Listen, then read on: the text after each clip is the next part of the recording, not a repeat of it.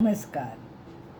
कुंडलिनी शक्ति को जागृत करके हम हृदय चक्र तक, अनाहत चक्र तक लेके आए, लेकिन उसके आगे का जो सफ़र है वो है ज्ञान का सफ़र।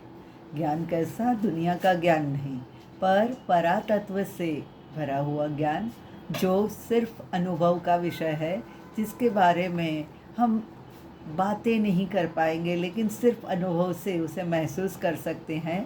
ये चक्र ज्ञान से भरा हुआ है और ये ज्ञान का उदय और ज्ञान का अनुभव यहाँ आके सहज हो जाता है। ये संसारिक आभासी ज्ञान नहीं है जो बदलता रहे, ये है स्व और परम तत्व का ज्ञान। और ये जो ज्ञान है, इसके ग्लिम्स यहाँ पे सिर्फ थोड़ी थोड़ी झलकियाँ हमें देखने मिलती हैं। और विशुद्धि चक्र जो है, ये शुरुआत है परम तत्व की तरफ जाने की। हमारी जो सफ़र है, हमारा जो प्रवास है, उसकी शुरुआत यहाँ से ही होती है। और आपको पता है कि जब पृथ्वी की उत्पत्ति हुई तो सबसे पहले नाद यानी आवाज़, स्वर का उदय हुआ और ओम सबसे पहले हमें सुनने मिला। इसकी आवाज़ आपको अभी भी, अगर आप समुद्र के खासकर कुछ शंखों में अगर आप सुनने जाओगे तो ये आवाज़ मिल सकती है, सुनने मिल सकती है। तो ये ओम जो है, ये फैला हुआ है पूरी धरती पर, और परम तत्व से जोड़ने का जो इसका अनुसंधान है, उसकी शुरुआत, उसकी झलकियाँ यहाँ से विशुद्धि चक्र से शुरू होती है। क्योंकि विशुद्धि चक्र जो है, ये आवाज़ से जुड़ा हुआ है। इसकी कर्मेंद्रिय है कान, और ये जो है इसका स्थान जो है वो है गला। यहाँ पे हमारी जो भौतिक दुनिया की अभिव्यक्ति, यानी कि शब्दों के द्वारा जो अभिव्यक्ति होती है, उसमें आत्मविश्वास और तार्किकता, इसके साथ सच्चाई भी होनी ज़रूरी है। क्योंकि सच्चाई ना हो तो विशुद्धि शब्द का अर्थ ही बदल जाए। विशुद्धि का मतलब है विशेष रूपेण शुद्धि। शुद्धि तो है, हम जब नहाते हैं तब भी शुद्ध होते हैं, लेकिन यहाँ शुद्ध कैसे होना है? परम तत्व के साथ जुड़ने के लिए विशेष रूपेण, यानी कि विशेष प्रकार से शुद्धि हासिल करनी है। और इसी प्रवास में हमारे साथ हमें चलना है, और हमें चलना है विशुद्धि चक्र को एक्टिवेट, सक्रिय करने के लिए। जब ये चक्र अच्छे से क्रियाशील होगा, तब इंसान विचारों को पढ़ना और देखना शुरू कर देगा। अब आप कहोगे कि विचारों को कैसे देख सकते हैं, लेकिन यहाँ पे भूतकाल और भविष्यकाल की झलकियाँ भी दिखती हैं।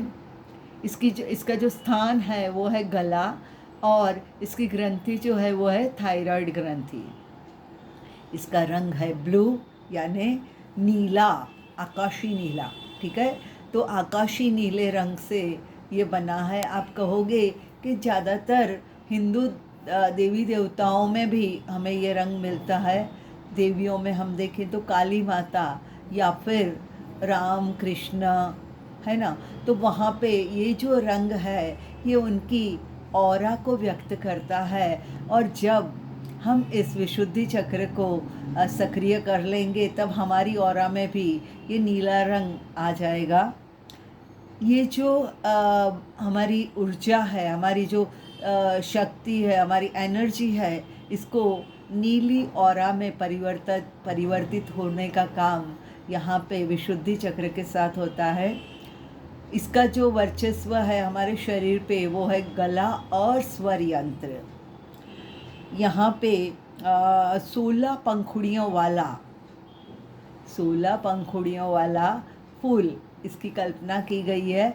और ये गले में हमें चारों ओर से घूमता हुआ विजुलाइज करना है, तभी हम इस चक्र को अच्छे से सक्रिय करने में सक्षम हो जाएंगे।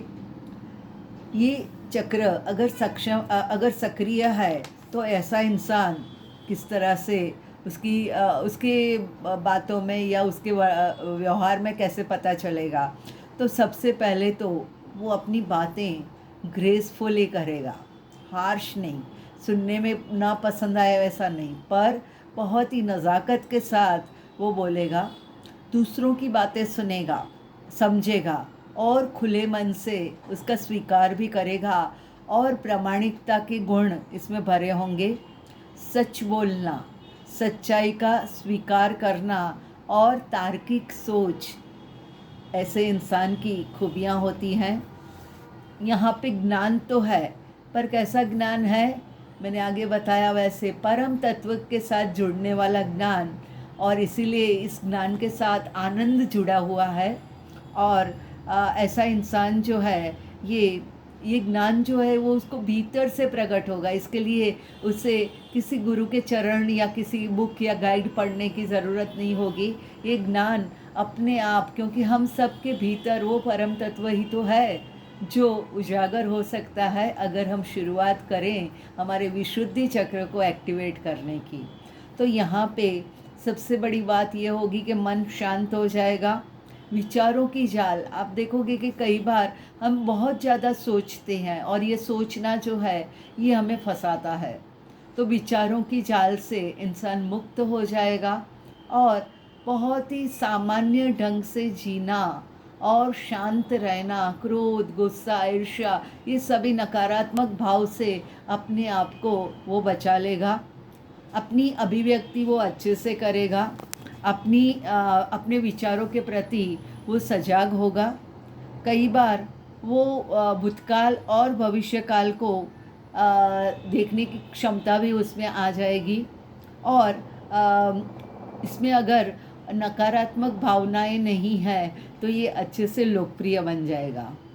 अब ये हमारा जो विशुद्धि चक्र है, इसको सक्रिय करना हो तो कुछ छोटी छोटी टिप्स जो हैं इसको मानना शुरू करें तो बड़ी आसानी से हम विशुद्धि चक्र को सक्रिय कर सकते हैं। जिसमें सबसे पहले है नीले रंग का उपयोग करना है। नीले रंग के कपड़े पहन लो, नीले रंग की चीज़ों का उपयोग करो और नीले आकाश की तरफ देखने भर से भी ये चक्र जो है एक्टिवेट होने में मदद मिलती है। प्रकृति का, आकाश का तत्व, क्योंकि इसका तत्व ही आकाश है। हमारा जो विशुद्धि चक्र है इसका तत्व है आकाश, और इसका बीज मंत्र है हम, यानी ह के ऊपर अनुस्वार। इसके बारे में विस्तार से हम ध्यान और विजुअलाइजेशन के वक्त बात करेंगे ही, लेकिन इसका बीज मंत्र है हम, ह के ऊपर अनुस्वार। अच्छा, अब यहाँ पे क्योंकि ये गला और स्वर तंत्र इससे जुड़ा हुआ है तो भ्रमरी प्राणायाम करने पर भी हम विशुद्धि चक्र को एक्टिवेट करने में मदद कर सकते हैं।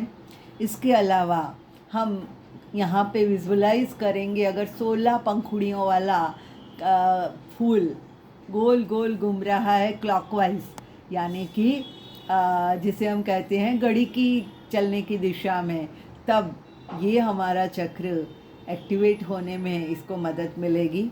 और ये चक्र जो है ये हमारे मन को शुद्ध करेगा। आगे की पीछे की बातें यानी भूतकाल की बातें हम बोल सकते हैं। और एक और यहाँ पे एक चैलेंज ये आ जाएगी कि इंसान इतना ज़्यादा प्रसन्न हो जाएगा कि फिर उसे परम तत्व की तरफ जाने के लिए मन नहीं होगा। कई बार ये हो सकता है, और ये इसकी सबसे बड़ी जिसे हम कहेंगे कि इसकी चैलेंज है कि यहाँ से ये हमारी शुरुआत है और यहाँ से कुंडलिनी को जागृत करके हमें थर्ड आई की तरफ गति करना है। पर होगा क्या कि यहाँ जो आनंद का अनुभव है वो इंसान को अपने आप में इतना ज़्यादा जिसे कहेंगे कि तरबतर कर देगा कि इंसान वहीं पे खुशहाल जीवन जीने पर व्यस्त हो जाएगा, और उसे ना तो आगे की कुछ सोचेगी और ना तो वो पीछे के बारे में यानी भूतकाल के बारे में सोचेगा।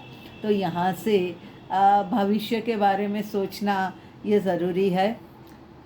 हमारा जो विशुद्धि चक्र है इसकी अंडर एक्टिव यानी कम अगर ये सक्रिय है या फिर ओवर एक्टिव ज़्यादा सक्रिय है तब क्या समस्याएं होती है, इसका जवाब हम इसके बाद वाले वीडियो में देखेंगे। और इसके अलावा हम इसका एक ध्यान भी करेंगे और एक विजुअलाइजेशन भी करेंगे। धन्यवाद।